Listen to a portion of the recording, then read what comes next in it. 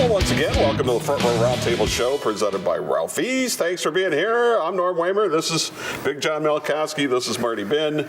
And one of the three of us will get on your nerves before the night's over. I'm betting on me. I'm Pete Rose, and I'm betting on myself. I'm not going to let you outshine me on that one. Okay. All right, we're going to talk a whole bunch of NFL football coming up in a little bit. We're going to start off with some college football today, and we'll start off with, that school just a little down the road in I-75 who fired their coach. Yeah, I think it was time. I think it was that, of course, being Mike Jenks, Bowling Green. I don't want to say it was a bad hire, but he. All right, I'll say it. It was a bad hire. It was the reach of reaches. Is that fair? I mean, he only had 3 years experience at any Division I level as a running backs coach. And some of the things that are coming out now, like he didn't even have a list of possible assistants if he ever got a job. I mean, just a lot of stuff. He had never even been to Ohio. He had no connections. He had never even been to Ohio. And they just hired him on the spot. Great guy from everything I've heard, but, just over his head, I think. What's the only thing that matters for college coaches? Just win, baby. Wins and losses. Because there was problems all over the program. There was, I think they tied for the most players arrested in the offseason, which didn't cost him his job. It was the fact that they couldn't win. Right. Is it still a good job? I mean, the last two guys went on to bigger and better things from there. I don't see how you could say it's not. The problem they're going to have, and the problem across all of college football now, the lower level schools like the MAC, you've got a lot of assistants at the Power 5 schools making $2 million a year, the coordinators at least. When you're paying $430,000 to your head coach, you're not going to get a top coordinator from a top D1 or top Power 5 school. And if you, even think back to the Zach Smith thing. Zach Smith was making $350,000 as just a wide receivers coach at Ohio State. That's, $100,000 is a big gap, but still, $350 to be a position coach or $450 to be a head coach. Well, but to me, it's $450 with the opportunity to jump to $1 million or $1 million. I mean, you don't usually jump from A to B. Urban Meyer went from Bowling Green to Utah, and right, and one went to Syracuse, one went to Wake Forest. Matt Campbell's at Iowa State. There have been some jumps. Oh, from Toledo, yeah. Yeah, but I'm saying, same relative level of starting point. Relative, I don't think it's the same though. I said relative. Relative as in it's the same conference about. Yeah, they're 30 miles apart. But at the end of the day, to be successful at that level, you have to either develop talent that wasn't obvious to the eye right away, or you have to find the diamond in the rough. Those are really your only choices because, that's how you win. I'll even take that a step farther because now it's a good job because they've been so lousy this year. What you have to do at Bowling Green is you have to get a group that's roughly in the same class and grow that class. And then when they get to be juniors, seniors, whatever, and you do have your good season, that's when you have to cash in and get out. Well, but his last two recruiting classes were second and third in the MAC in the rankings, and take them for what they're worth. But so it's not like he couldn't. The ones who aren't currently suspended in jail or whatever else. It's hard to evaluate what's left.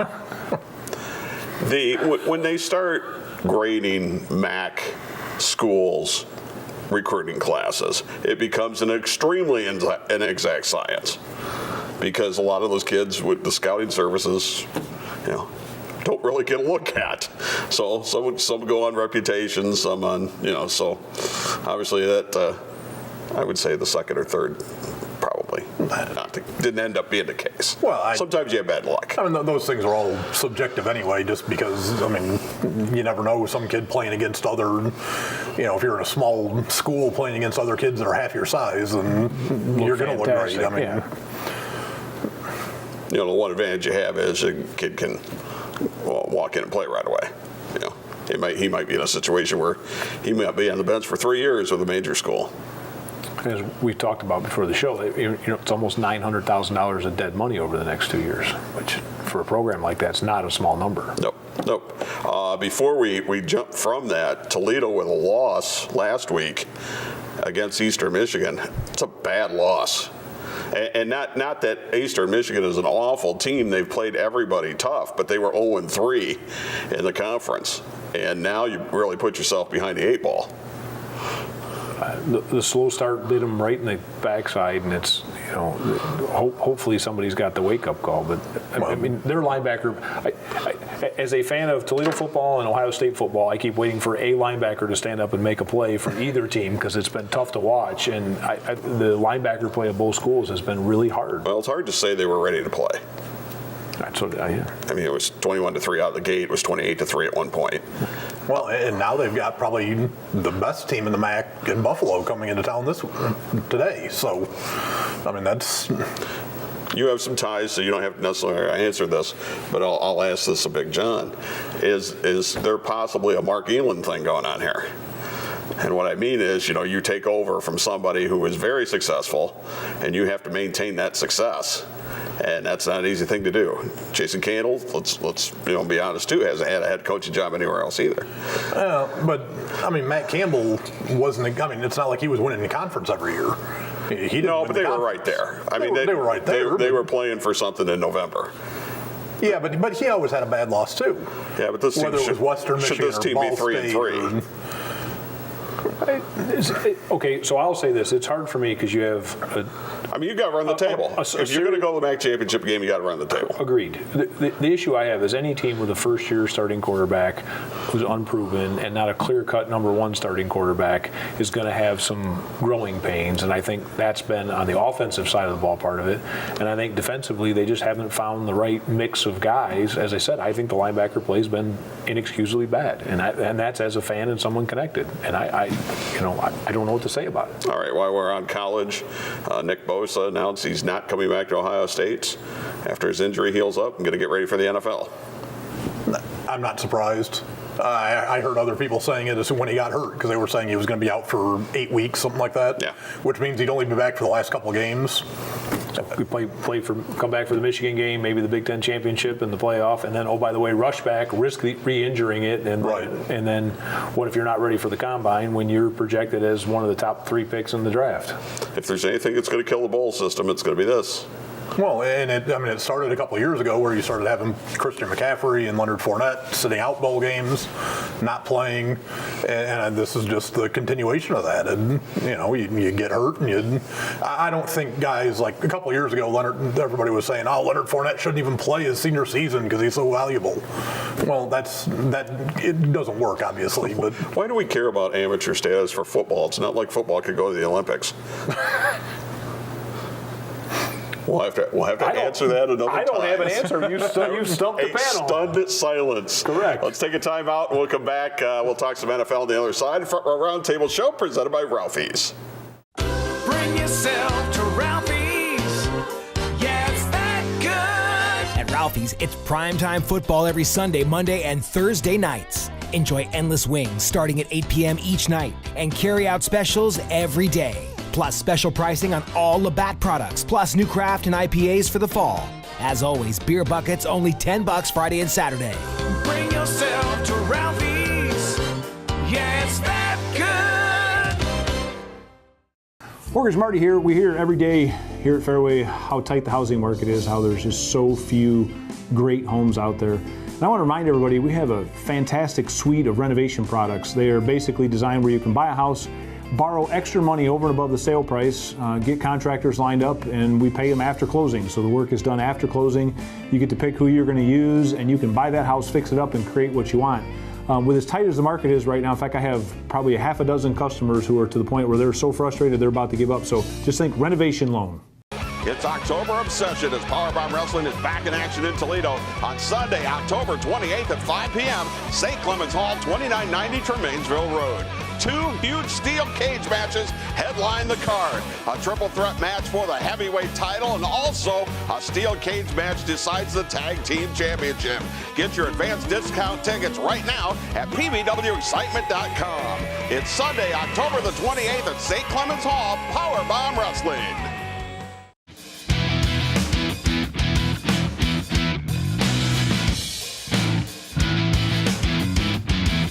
And welcome back. Front Row Roundtable Show presented by Ralphie's. Don't forget all you can eat wing specials at Ralphie's for the primetime NFL games. That would be Thursday night, Sunday night, Monday night. Also, all kinds of other specials as well, including after 9 half-priced appetizers. You can find that at any area Ralphie's. Great place to watch the game.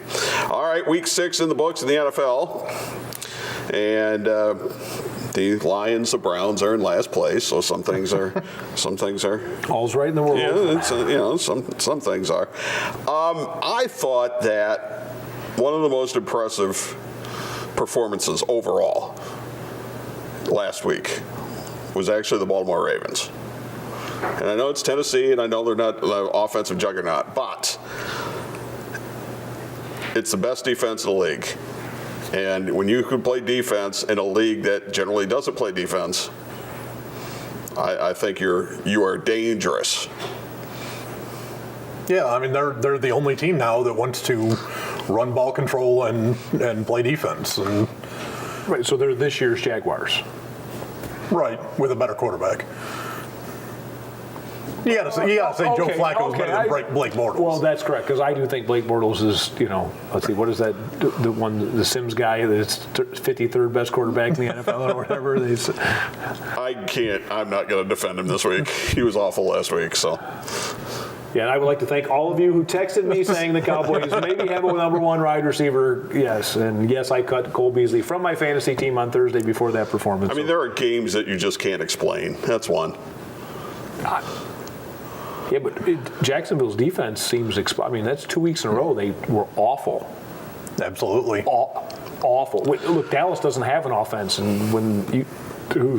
Yeah, when you can make Jalen Ramsey stop talking and just sit in his locker and I don't know, put his head down. Yeah. I was kind of wondering if this is the NFL or the USFL. I was thinking of that watching the Sunday night game, which was Kansas City, New England. Speaking of rotten defenses. This is what they want, though. There were defenses? There were rumors of defense in the game. I was going to say, I didn't. The game I watched, there wasn't. Well, there were some field goals. Yeah, the big stop. This is what the NFL wants. Yep. I mean, between the rules and the other things, they clearly want this level of scoring. They don't want, smash mouth football anymore. They don't want Ravens football. They want Sunday night's product as many times as possible. They'd like to see as many Kansas City Chiefs out there as they could, even if there are guys who let up on Tom Brady because he doesn't want to get a penalty and give up the winning touchdown. If you want to see literally stupid takes, then you have to follow Skip Bayless on Twitter. Who has some kind of pathological hatred for Aaron Rodgers and LeBron James, which I'm not sure why. Yeah. I think it's just mere trolling. As I keep putting hashtags say crap to get paid. Yep. He's an idiot. It's infuriating because I think he's ruined much of the landscape of sports talk. Yeah. Because now it's down to the lowest common denominator, which we try to rise above that here in this show. And he was on and on about how Brady's better than Aaron Rodgers, and Aaron Rodgers is 5-6 in the playoffs, and blah blah blah. And I'll tell you what, Brady was very good on Sunday night, no question. When he got the ball back with a couple minutes to go, you knew what was going to happen. But I thought that Aaron Rodgers had guts of a burglar in that game on Monday night because they had no timeouts. They had just shade over a minute left. They were on their own 10-yard line, and he had to drive the length of the field. And he got help from Richard Sherman because it was a 3rd and 15 that was incomplete, and they got 5 yards for and the automatic first down. Which I don't understand. I hate that rule. For illegal contact. But he got 3 completions in there where the receiver got out of bounds. and then they were pinpoint passes. The second one was... I'm a Cowboys fan. No surprise. Well, the second one was a back shoulder throw that actually carried the momentum of the receiver right out of bounds, which was a brilliant throw. And then with 6 seconds, they still took another chance into the end zone. I mean, that's guts of a burglar. I'm not sure you would see anybody else try that with 6 seconds left. Well, I think, in my view, what they were doing there was just trying to run off so there wasn't any time left, because you can only run off 5 seconds on a kick. So if they had just run the field goal unit out there and kicked, then they would have had to kick the ball back off. But by running that one more play, he knew if he just dropped back and threw an incompletion, you're going to run under that 5 seconds, and that way you don't have to kick off. He got sacked. His knee is bad. He banged it up, and then the next play he's running 21 yards down the middle of the field for a first down. It was a hell of a thing to watch. It really was. I really enjoyed that ending. Really did. He is remarkable. That's all I will. There are times I watch him and think, I've never seen that. And you know, the other person I've been saying that a lot about this year, Mahomes scares me because he does things with a football in his hand that I'm not sure I've seen. I'm not even sure Favre, who I think he somewhat idolizes, could make some of the throws on the run that he's made. That you know, the back foot throws. He could. That'd be the only guy you could really compare it to. It's fun to watch, and it's different. Oh, and especially with Tyreek Hill out there just screaming past guys going on the go route. And then when you get a little lazy, they match Kareem Hunt on a linebacker on a late wheel route and throw it over the side. He had two of them. He missed one early that was wide open, and then hits him on the one later. Well, see, his dad was a major league pitcher for a long time, and I think the bright lights and stuff doesn't faze him because he grew up in the middle of them. So I think that's a big deal. Yeah, that plus that level of athleticism. I mean, Jeff George, Favre, and he are three guys I've seen throw off their back foot and throw balls, and I thought, no way. I'm not even sure I'd defend that part of the field, and they threw it to a space I wouldn't even worry about defending. You know, you just draw the little line and say, well, if he's rolling past the other hash, you don't have to defend 48 yards or back on the other hash, and he throws it over there, and you're like, well, he threw low 90s in high school off the mound. I mean, he was a pitcher just like his dad. We claims he can throw 85 without straining. Yeah, and I mean, the Tigers actually drafted him. Unfortunately, it was just one of those late round picks. That's where you go. Tigers? No, I think I'll go play football. Who was worse on Sunday, Browns or the Raiders? Raiders. Thank you. The Raiders weren't playing a good team. 3 for 3. It's not even a discussion then. Was it $10 million you paid for this? I didn't pay a dime. Okay, I'm sorry, $10 million the organization for which you were a fan. Well, I didn't pay a dime. If it's 10 for this this current year's debacle? I didn't pay a dime. You have a jersey somewhere. Oh, sure I do. I got a Derek Carr jersey for one. I got a Bo Jackson jersey too. I've seen that one. That doesn't mean I don't think they're awful. Okay. But let's not pin it all on Gruden here. It's not like the cupboard was exactly full beforehand. Well, they're awfully banged up too. They were a Super Bowl contender 2 years ago before Carr gets hurt. I mean, to say the cupboard. So in 2 years the cupboard went completely bare. What, mice raided the cabinet? What the heck happened? What are you trying to say? Something happened. Bad. Well, they're playing with two rookie offensive tackles right now, if that tells you anything. It'll get even worse when they trade Amani Cooper here coming up. Well, he's another one that he's in the Des Bryant mold of number one receivers. Former. We'll take a timeout. We'll come back. We'll look at week number 7 of the NFL. It's the Front Row Roundtable show presented by Ralphie's. Bring yourself to Ralphie's. Yeah, it's that good. At Ralphie's, it's primetime football every Sunday, Monday, and Thursday nights. Enjoy endless wings starting at 8 p.m. each night and carry-out specials every day. Plus special pricing on all Labatt products, plus new craft and IPAs for the fall. As always, beer buckets only $10 Friday and Saturday. Bring yourself to Ralphie's. Yeah, it's that good. Mortgage Marty here. We hear every day here at Fairway how tight the housing market is, how there's just so few great homes out there. And I want to remind everybody, we have a fantastic suite of renovation products. They are basically designed where you can buy a house, borrow extra money over and above the sale price, get contractors lined up, and we pay them after closing. So the work is done after closing. You get to pick who you're going to use, and you can buy that house, fix it up, and create what you want. With as tight as the market is right now, in fact, I have probably a half a dozen customers who are to the point where they're so frustrated they're about to give up. So just think renovation loan. It's October Obsession as Powerbomb Wrestling is back in action in Toledo on Sunday, October 28th at 5 p.m. St. Clements Hall, 2990 Tremainsville Road.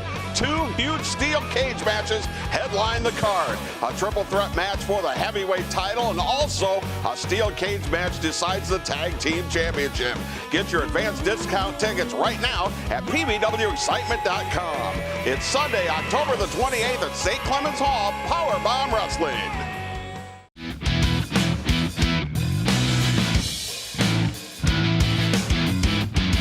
welcome back for our Roundtable show presented by Ralphie's. And big thanks to Ralphie's for being a big sponsor here and supporting local programming. We appreciate that very much. All right, the week number 7 schedule, the Thursday night game was Denver at Arizona. Cue the yawn. Thank you. But there's some good games. Here's one thing. Hopefully a baseball playoff game's on it. Well, here's one thing that you have to know if you're a Browns fan. It is not on local TV again.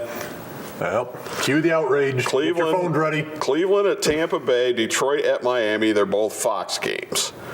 The Channel 36 Fox has to carry Detroit because it is in their local team. So don't call Channel 11, don't call Fox 36, it's not their fault. They don't get to choose this. They're both Fox games. So that means places like Ralphie's will be loaded with Browns fans. You can come out and say hi to all your fans. They're at Tampa Bay. So Detroit, Miami's at 1 o'clock. Detroit sitting in the basement at 2-3. And Miami looked pretty good last week, even without Ryan Tannehill. There was a Brock Osweiler sighting. Yes. Yeah, they had Osweiler. Well, that's why Dak played really well, because he heard Osweiler was starting and didn't want you throwing those stats back at me, so he figured he better. Brock to get any better than correct. he is. He figured he better shore it up because he didn't want Osweiler stats. Now, if you're in LA and you're a Chargers fan, that game is in England. 9:30 a.m. Eastern time, meaning it's 6:30 a.m. Pacific Coast time. Well, I mean, even if they play at home, nobody goes, so it doesn't really matter. I've actually been to Hawaii. I've been to Hawaii, and that's the way it is in Hawaii. If you want to watch stuff, you got to get up at like 6 in the morning. That'd be all right. The late game beyond whatever, and then you could go have At least dinner. it's done. If you're in Hawaii, you're not going to bed at 9 o'clock. Sorry. At least I'm not. Well, if you're working there. I don't know. I'd be up early. All right, continue on. What games do we haven't hit a game we care about, have we? This is funny. I got this sheet. This is from, I think I copied this off of CBS Sports, and it says Buffalo and Indianapolis. It says tickets starting at $22.60 or $96, so $23. You'd have to pay me. Then you go. Wait a minute. I wouldn't go if you gave me $25 American dollars. I would not go to the game. But New England at Chicago. It says tickets starting at $312. To watch the Bears get down. Oh, that's a heck of a game. Bears are going to get spanked. In Chicago. Bears are going to get spanked. Why?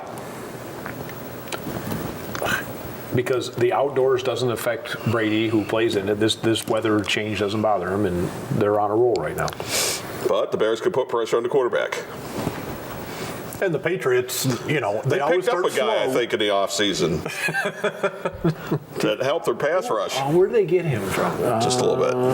Never mind. Okay, continue on. What other games do we care about? The next best game is probably Carolina at Philadelphia. And the Panthers. I don't know the Panther fight song. So 3-2 against 3-3. Those are games of interest at 1 o'clock. Well, no, that's what's going to happen. The Panthers are going to win, and then all of my fellow Cowboy fans will start going crazy. And if the Cowboys somehow beat the Redskins, then all of a sudden They'll be in first place. Thank you for segueing us way into the 4 o'clock games. And then hope comes back in, and then we start. Cowboy fans all over start thinking they're a better team than they are, and they're not. They're Dallas at Washington. Dallas fan, Washington fan. Well, Washington's playing pretty good right now after that Saints debacle they had a couple weeks ago. This is the battle of the 8-8 or 9-7s. I mean, at the end of the day, this is for second place in the. Oh, by the way, there is something I will say. Marty was right when he was talking about Des Bryant, because I looked up his catch percentage per target. That's awful. It was in the 50s. It's terrible. Awful. Yeah, it wasn't good. So. It's in Washington. You got to favor them. They're 2-8-8 or 9-17, Yeah. 7-9.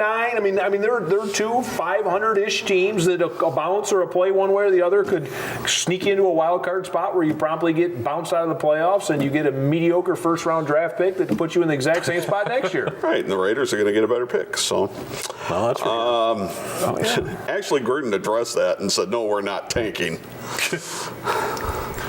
So he's admitting he's been terrible as a coach then. Well, yeah, he's admitted things haven't gone well. Well, I mean, at this point in time, I would have gone the process or something like that because that would have at least created some sort of belief that it was. No, they asked him if he regretted anything. He said, "I regret a lot of things."